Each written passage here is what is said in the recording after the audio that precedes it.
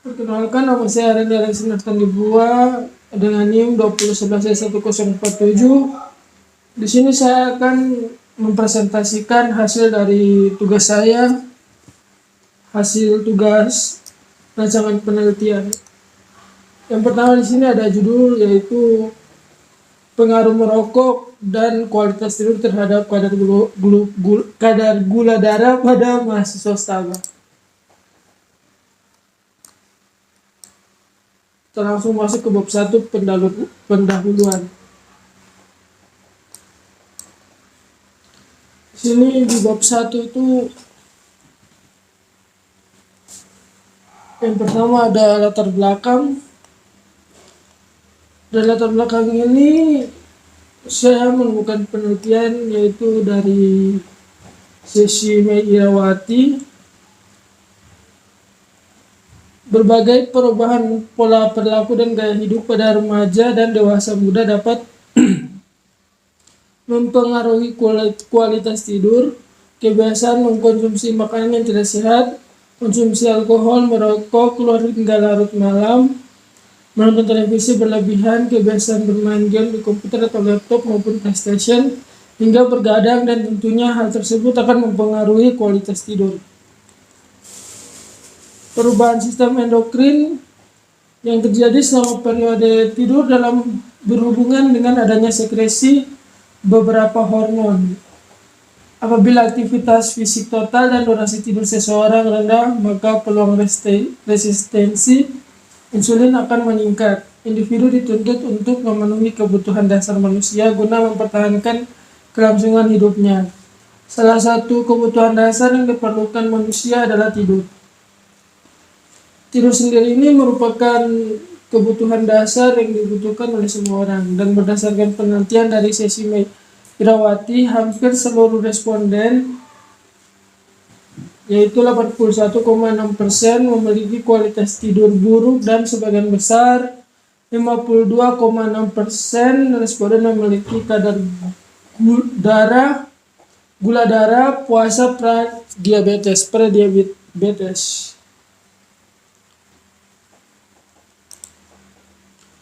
Selanjutnya nih ada penelitian dari Dwi Septi, yaitu Dwi Septi sama Basir dan Minarliah.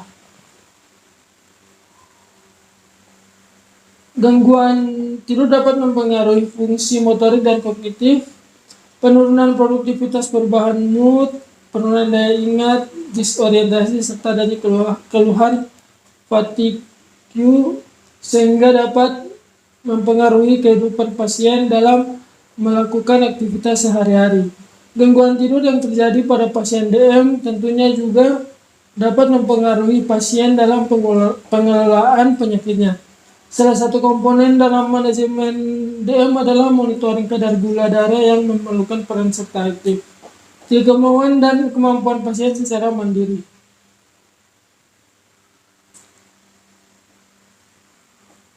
Upaya mempertahankan kadar gula darah tetap normal pasien DM dapat menurunkan risiko terjadinya komplikasi. Ini penelitian dari Anastasia A. Basir. Setelahnya, dan hiperglikemia adalah suatu kegiatan terjadinya peningkatan kadar glukosa di dalam darah yang disebabkan karena insulin tidak digunakan tubuh secara benar atau insulin yang dimiliki tubuh terlalu sedikit. Bila kondisi kadar gula darah tinggi tidak ditangani dengan tepat, lambat laun dapat berkembang menjadi diabetes mellitus. Ini penelitian dari tentang rokok. Rokok menurut peraturan pemerintah nomor 19 tahun 2012 adalah satu produk tembakau yang dimaksudkan untuk dibakar dan dihisap dan atau dihirup asapnya, termasuk rokok kretek, rokok putih, cerutu, atau bentuk lainnya, yang dihasilkan dari tanaman Nicotiana tobacum, Nicotiana rustica, dan spesies lainnya atau sintesisnya, yang asapnya mengandung nikotin dan tar, dengan atau tanpa bahan tambahan. Merokok dapat menyebabkan stres oksidatif sehingga meningkatkan risiko terkena DM. Stres oksidatif terjadi ketika bahan kimia yang dihasilkan dari asap rokok bergabung dengan oksigen dalam tubuh. Meningkatkan stres oksidatif atau radikal bebas. Hal ini dapat menyebabkan kerusakan sel dan menyebabkan peradangan. Kandungan nikotin yang tinggi pada rokok bisa meningkatkan kadar glukosa darah. Nikotin dalam rokok terbukti mengakibatkan resistensi reseptor insulin dan dapat menurunkan sekresi insulin pada pankreas sel beta. Jika terjadi resistensi reseptor insulin dan penyerapan glukosa di jaringan terganggu, maka glukosa dalam darah akan meningkat dan menyebabkan kadar glukosa dalam darah ikut meningkat. Ada hubungan antara perokok aktif dan perokok pasif dengan kadar glukosa dalam darah. Asap rokok yang mengandung nikotin sangat memberikan dampak terhadap kesehatan baik bagi remaja ataupun bagi orang yang ada di sekitarnya. Berdasarkan penelitian sebelumnya, sebagai calon peneliti, saya tertarik untuk melakukan penelitian mengenai pengaruh merokok dan kualitas tidur terhadap kadar glukosa darah. Di sini ada rumusan masalah.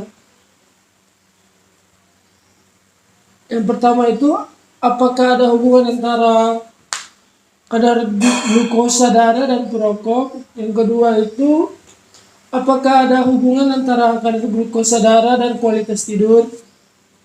Yang ketiga, apakah merokok mempengaruhi kualitas tidur karena kadar gula darah yang tinggi?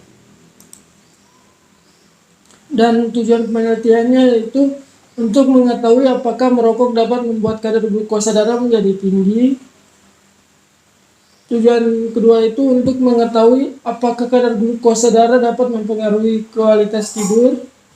Tujuan yang ketiga itu untuk mengetahui merokok mempengaruhi kualitas tidur karena kadar glukosa darah tinggi.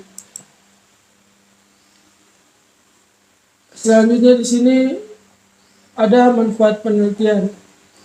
Adapun manfaat yang diharapkan dari hasil penelitian ini adalah yang pertama itu bagi penderita. Penderita dapat menambah pengetahuan serta informasi tentang pentingnya pola hidup sehat. Yang kedua bagi institusi pendidikan, yaitu hasil penelitian ini diharapkan memberikan masukan dan menambah informasi yang bermanfaat bagi akademik dan sebagai bahan referensi di perpustakaan.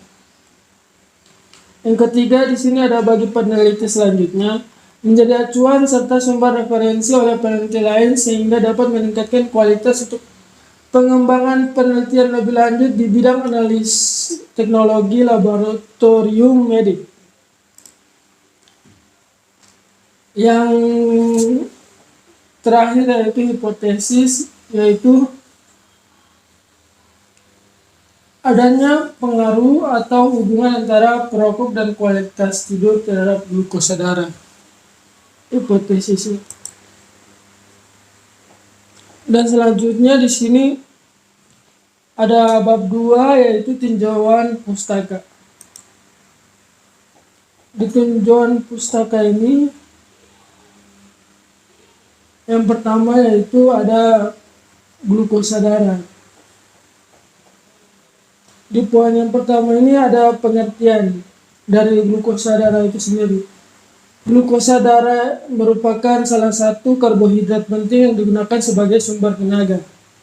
Glukosa dapat diperoleh dari makanan yang mengandung karbohidrat. Glukosa berperan sebagai molekul utama bagi pembentukan energi di dalam tubuh sebagai sumber energi utama bagi kerja otak dan sel darah merah. Glukosa dihasilkan dari makanan yang mengandung karbohidrat yang terdiri dari monosakarida, disakarida, dan juga polisakarida.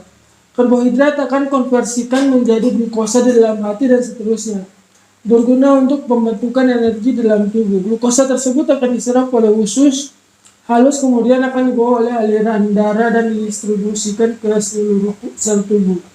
Glukosa yang disimpan dalam tubuh dapat berupa glikogen yang disimpan pada plasma darah dalam bentuk glukosa darah atau blood glucose. Fungsi glukosa dalam tubuh adalah sebagai bahan bakar bagi proses metabolisme dan juga merupakan sumber utama bagi otak. Energi untuk sebagian besar fungsi sel dan jaringan berasal dari glukosa. Pembentukan energi alternatif juga dapat berasal dari pembakaran langsung glukosa. Proses ini dihasilkan metabolit-metabolit asam yang berbahaya apabila dibiarkan oleh beberapa mekanisme homolitik yang dalam keadaan sehat dapat mempertahankan kadar dalam rentang 70-110 mg per desiliter dalam keadaan puasa. Poin kedua itu ada metabolisme glukosa darah. Metabolisme glukosa menghasilkan asam pirufat, asam laktat dan asetil koenzim A. Jika glukosa dioksidasi total maka akan menghasilkan karbon dioksida, air dan energi yang akan disimpan di dalam hati atau otot dalam bentuk glikogen. Hati dapat mengubah glukosa yang tidak terpakai melalui jalur-jalur metabolik lain menjadi asam lemak yang disimpan sebagai trigliserida atau menjadi asam amino untuk membentuk protein. Hati berperan dalam menentukan apakah glukosa langsung dipakai untuk menghasilkan energi, disimpan atau digunakan untuk tujuan struktural. Glukosa darah dikatakan abnormal apabila kurang atau melebihi nilai rujukan. Di poin ketiga ini ada nilai rujukan glukosa darah. Di dalam tubuh kadar glukosa darah dikontrol dengan ketat. Sumber energi utama bagi sel manusia merupakan gula darah yang bersirkulasi dalam darah. Biasanya kadar gula darah turun antara 70 dan 110 mg per desiliter.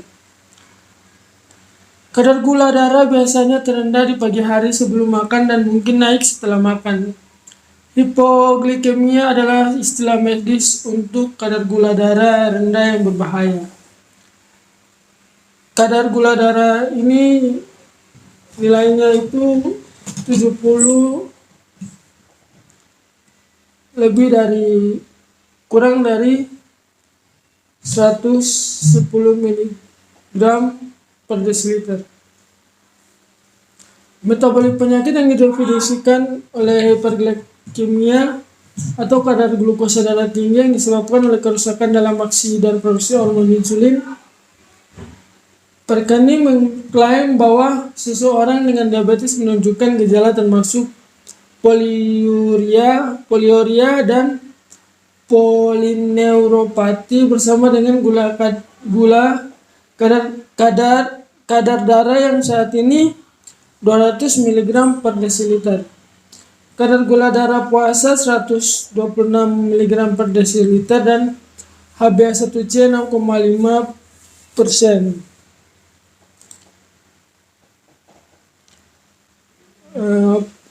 Poin kedua yaitu merokok. Poin pertama dari merokok itu adalah pengertian merokok. Rokok adalah gulungan tembakau kira-kira sebesar jari kelingking yang dibungkus daun atau kertas. Jika diberi awalan menjadi merokok, yang artinya menghisap rokok. Merokok adalah menghisap asap tembakau yang dibakar ke dalam tubuh, kemudian dihembuskan kembali keluar.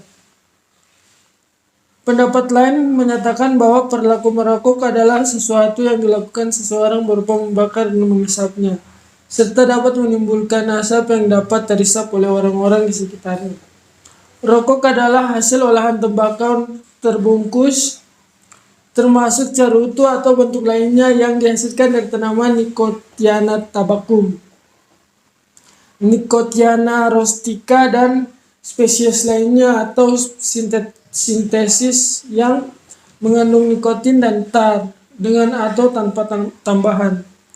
Rokok berisi daun-daun tembakau yang telah dicacah, ditambah sedikit racikan seperti cengkeh, saus rokok, serta racikan lainnya.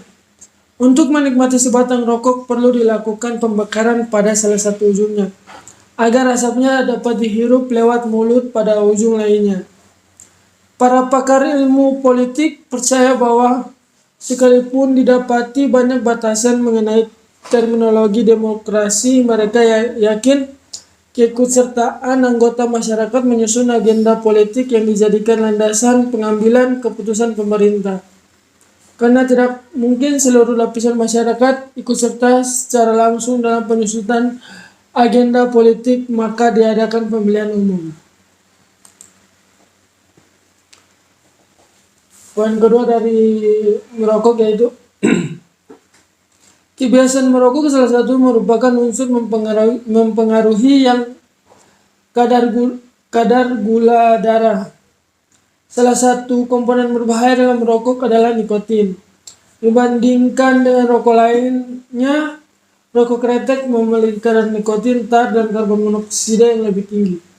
Setelah ditunjukkan bahwa nikotin dalam reseptor insulin menyebabkan resistensi dan dapat mengurangi produksi insulin dalam sel pankreas.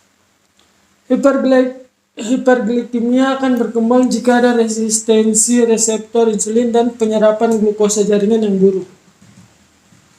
Merokok adalah salah satu variabel berkontribusi terhadap gula darah tinggi.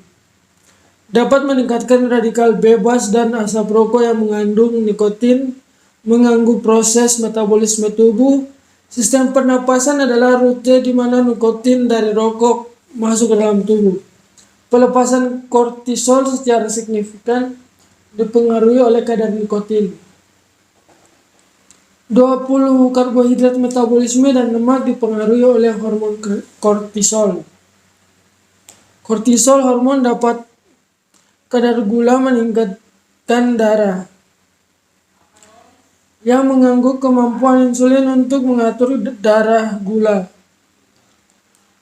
Fungsi terganggu insulin oleh reseptor resistensi insulin yang menghambat kemampuan jaringan untuk menyerap glukosa, yang menyebabkan peningkatan kadar glukosa darah. Perokok aktif cenderung lebih kurus daripada non-perokok atau mantan perokok, tetapi cenderung perokok menambah berat, dan perokok berat dan sedang lebih gemuk badan ketika mereka berhenti daripada ringan perokok. Oleh karena itu perlu untuk mulai mengurangi asupan tembakau setiap hari hingga fase berhenti merokok melalui pendidikan yang diberikan oleh lembaga.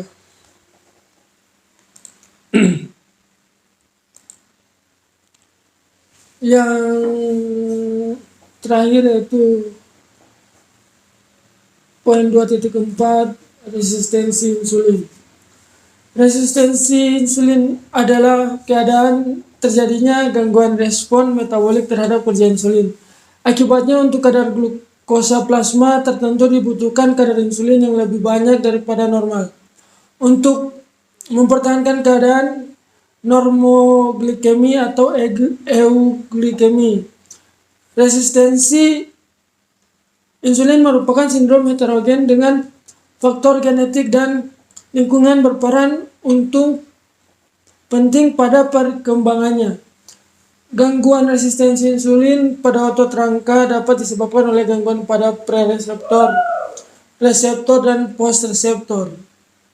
Gangguan reseptor yang kurang atau kepekaan reseptor yang menurun, sedangkan gangguan postreseptor disebabkan oleh gangguan proses fosforilasi dan pada signal transduksi di dalam sel otot.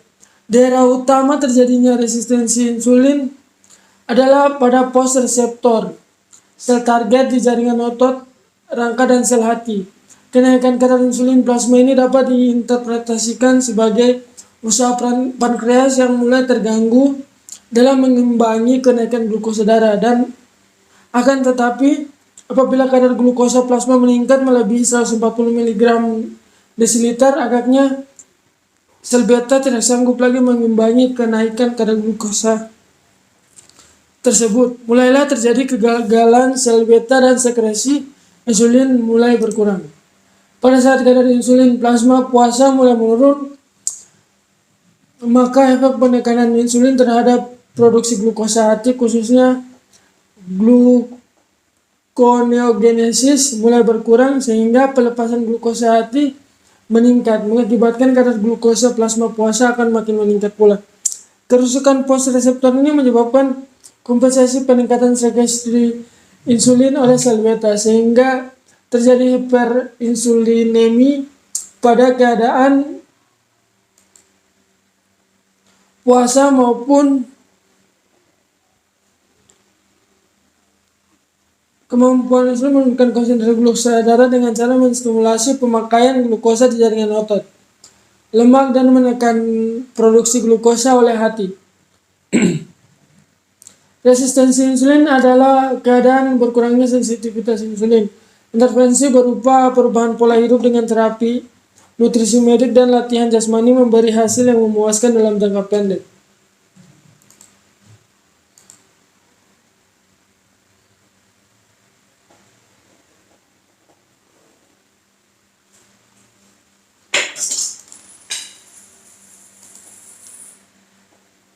Pada saat kadar insulin plasma puasa mulai menurun, maka efek penekanan insulin terhadap produksi glukosa hati khususnya gluconeogenesis mulai berkurang sehingga pelepasan glukosa hati meningkat, mengakibatkan kadar glukosa plasma puasa akan makin meningkat pula.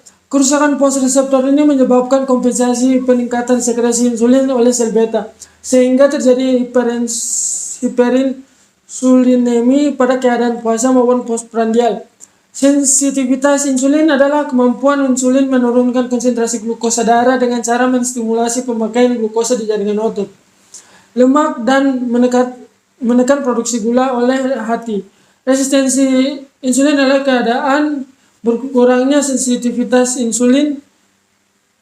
Intervensi berupa perubahan pola hidup dengan terapi nutrisi medik dan latihan jasmani memberi hasil memuaskan dalam jangka pendek.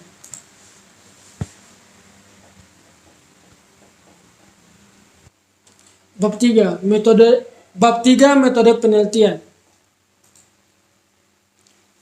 Untuk poin pertama yaitu waktu dan tempat penelitian. Yang pertama, waktu penelitian. Waktu penelitian ini dilaksanakan dari perencanaan penyusunan proposal sampai dengan penyusunan laporan akhir, yaitu sejak bulan November 2023 sampai bulan Juli 2024. Tempat penelitian yaitu penelitian ini dilakukan pada mahasiswa Staba Bandung yang dilaksanakan di ruang laboratorium Staba, program studi D3 analis Staba Bandung. Desain yang digunakan dalam penelitian ini adalah analitik cross seksional, yaitu meneliti mengenai siapa saja yang sesuai dengan kriteria untuk dijadikan sampel. Kemudian dilakukan pemeriksaan kadar glukosa darah puasa yang dihasilkan darah puasa yang hasilnya tidak akan langsung digunakan dan dikeluarkan begitu saja, akan tetapi dianalisa terlebih dahulu sehingga mudah untuk dipahami. Kemudian di sini ada populasi, sampling, dan sampel. Di poin pertama yaitu ada populasi. Populasi dalam penelitian ini adalah mahasiswa D3 analis kesehatan Staba Bandung.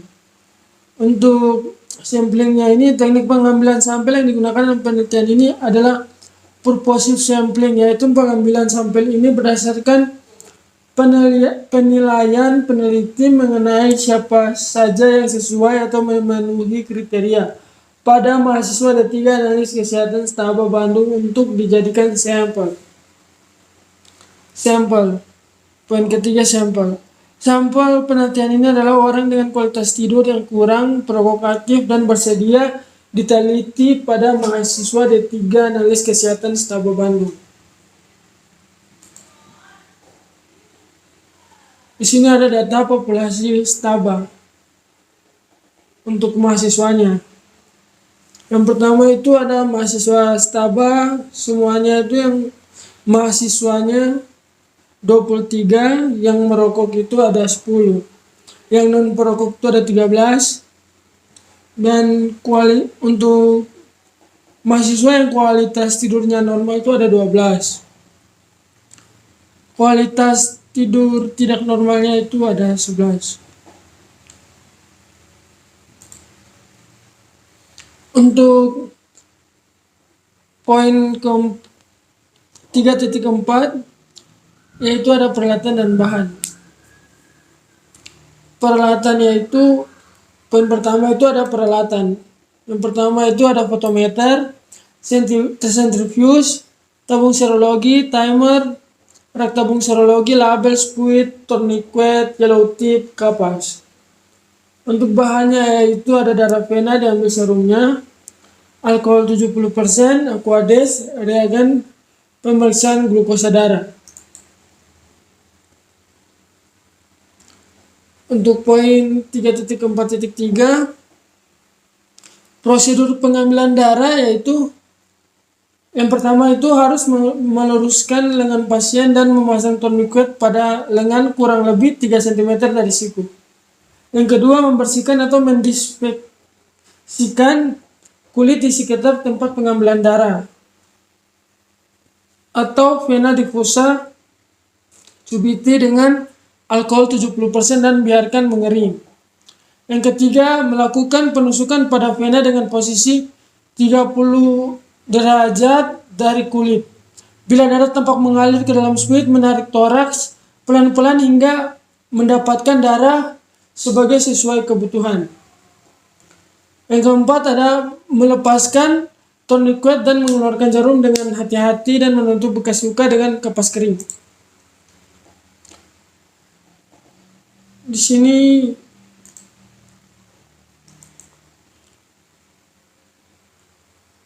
poin 3.4.4 yaitu prosedur pemeriksaan kadar glukosa darah puasa dengan metode GOD PAP. Yang pertama, menyiapkan tabung dan mengalirkan darah ke dalam tabung lewat dinding tabung secara perlahan. Yang kedua, menunggu darah sampai membeku plus minus 20 menit. Dan segera mensentrifus selama 15 menit dengan kecepatan 3000 rpm untuk memisahkan serum dari bekuan darah, memisahkan serum jernih dari bekuan darah dengan menggunakan mikropipet sesuai volume serum yang dibutuhkan untuk pemeriksaan glukosa darah puasa metode GOD PAP. 3. Mengambil serum yang akan diperiksa sebanyak 10 mikroliter dan memasukkan ke dalam tabung pertama sebagai sampel. 4. Mengambil standar glukosa darah sebanyak 10 mikroliter dan memasukkan ke dalam tabung kedua sebagai standar. 5. Mengambil aquades sebanyak 10 mikroliter dan memasukkan ke dalam tabung ketiga sebagai blanko. Yang keenam, menambahkan reagen glukosa darah ke dalam masing-masing 25 derajat Celcius tabung sebanyak 1000 mikroliter. Yang ketujuh, menghomogenkan dan menginkubasi selama 10 menit pada suhu 25 derajat Celcius. Yang ke-8, menekan tombol port pada fotometer, men-setting pemeriksaan glukosa darah dengan metode endpoint dengan panjang gelombang. 9. Memasukkan isi darah tabung blanko terlebih dahulu, kemudian isi dan tabung standar. Dan yang terakhir, isi dari tabung sampel. Setelah beberapa saat, hasil akan muncul pada layar dan mencatat hasil tersebut. Di sini ada kerangka konsep. Di sini perokok dan kualitas tidur ini mereka itu mengganggu resistensi insulin sehingga gula darah itu menjadi tinggi. Nah, di sini ada 3 parameter yaitu glukosa darah tinggi, glukosa darah normal, glukosa darah rendah.